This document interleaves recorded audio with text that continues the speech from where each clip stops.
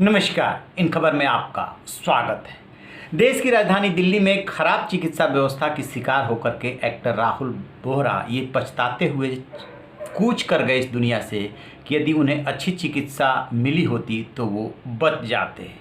खैर, वो आशावादी एक्टर थे, इसलिए कहते हुए गए हैं कि फिर जन्म लूँगा, फिर अच्छा काम करूँगा। अब इसी राजधानी दिल्ली से दूसरी खबर आ रही है कि हिंदू राव अस्पताल से 23 कोविड मरीज गायब हो गए हैं। अब इसको लेकर के डीडीए में डिजास्टर मैनेजमेंट अथॉरिटी जो है उसको दिल्ली पुलिस को सूचित किया जा रहा है, ढूंढा जा रहा है कहाँ गए, घर गए हैं, अस्पताल गए हैं, क्यों गए और हैं तो कहाँ हैं, ये किसी को नहीं पता है। आपको बता दें कि दिल्ली में 3 तरह के अस्पताल हैं। एक अस्पताल है सेंट्रल गवर्नमेंट के, जैसे कि एम्स है, सफदरजंग है, राम मनोहर लोहिया है, लेडी हार्डिंग है।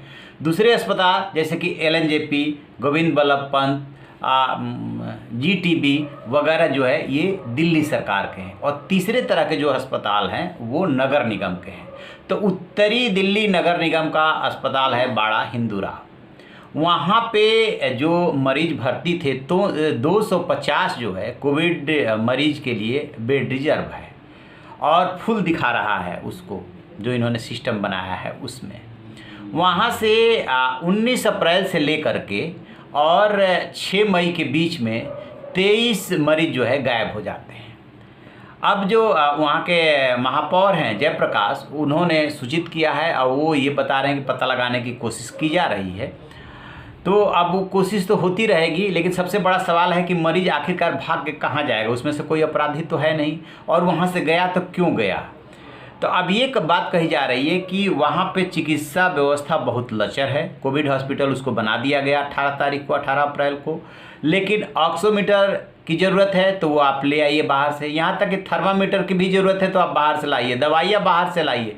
तो फिर वहाँ पे व्यवस्था क्या है? ना तो ऑक्सीजन की प्रॉपर व्यवस्था है, न दवाई की प्रॉपर व्यवस्था है, न मेडिकल इक्विपमेंट है।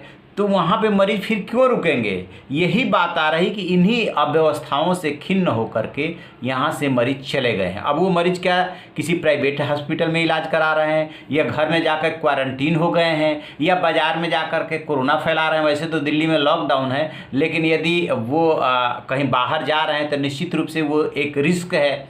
अब इसको लेकर के हाय तौबा मची हुई है, लेकिन कोई इस बात पे गौर नहीं कर रहा है, चाहे नगर निगम हो, चाहे दिल्ली सरकार हो और चाहे केंद्र सरकार हो, कि आपके जो हॉस्पिटल्स हैं उसमें इलाज की समुचित व्यवस्था है कि नहीं है। एक तो पहली बात, बेड उतने नहीं है जितनी की डिमांड है, बात समझ में आ रही है। अब डीआरडीओ ने और आईटीबीपी ने जो हॉस्पिटल्स टेम्परेरी बनाए हैं उसमें व्यवस्था हुई है, लेकिन जो पहले से हॉस्पिटल इस्टेब्लिश हॉस्पिटल है उसमें बेड की कमी है। लोग जा कर के दर दर ठोकरे खा रहे हैं भर्ती होने के लिए। लेकिन जितने मरीज भर्ती हैं, क्या उनको समुचित इलाज मिल पा रहा है? क्या उनको ऑक्सीजन मिल पा रही है? क्या उनको दवाई मिल पा रही है? क्या जिन जिन चीज़ों की ज़रूरत है वो मिल पा रही है? यदि नहीं मिल पा रही है, उन्हें उनके हाल पे छोड़ दिया गया है, तो मरीजों को वहाँ जाकर लग रहा है कि इससे तो बेहतर है कि घर पर ही मर जाए। जो भी घर पे अंजाम होगा, क्वारंटीन रहेंगे, जो स्टैंडर्ड दवाइयाँ हैं वो दवाई खाएंगे, ठीक हो गए तो ठीक बात है, और नहीं तो कोई बात नहीं, राहुल बोहरा के अंजाम को प्राप्त हो जाएंगे। राहुल बोहरा ने क्या ट्वीट किया? राहुल बोहरा ये ट्वीट करके गए कि यदि उन्हें भी बेहतर इलाज मिलता तो वो भी शायद बच जाते। उसके पहले जो उन्होंने फेसबुक पोस्ट किया था उसमें ये लिखा था कि अपना पूरा डिटेल उन्होंने दिया था, और ये बहुत सारी बातों को लिखते हुए लिख रहे हैं कि यहाँ पे कोई देखने वाला नहीं है, ऑक्सीजन बेड नहीं है। उनको इसकी ज़रूरत थी। बाद में वो शिफ्ट हुए द्वारका में 1 दिन पहले, लेकिन तब तक स्थिति गंभीर हो चुकी थी और उनको बचाया नहीं जा सका।